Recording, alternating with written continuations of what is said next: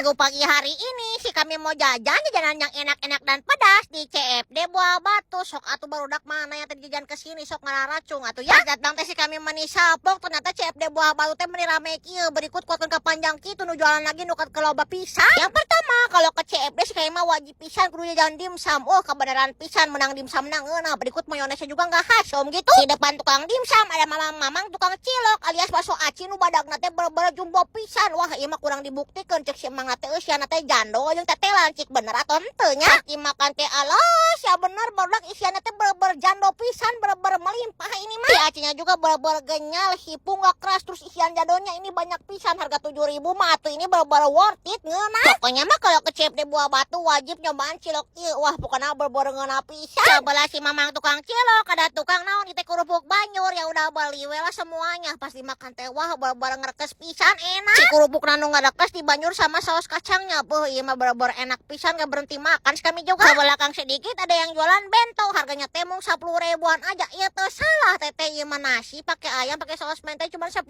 Berikut ayamnya juga dikuatkeun ka gede pisan kayak gini. Sebelah tukang ayam ternyata ada tukang yang jualan kimbap Korea. Cik urang coba sawo Korea rasana ngeuna atau henteu nya. Pasti makan mah rasana teh leuwih gurih kitu ada sengit-sengitan naon pokona bener-bener ngeuna we. Sebelah tukang kimbap ada yang lagi jualan bakso bakar. Ih kami teh meuni kabita ya udah beli aja satu. Jejer lia singa waduk ha.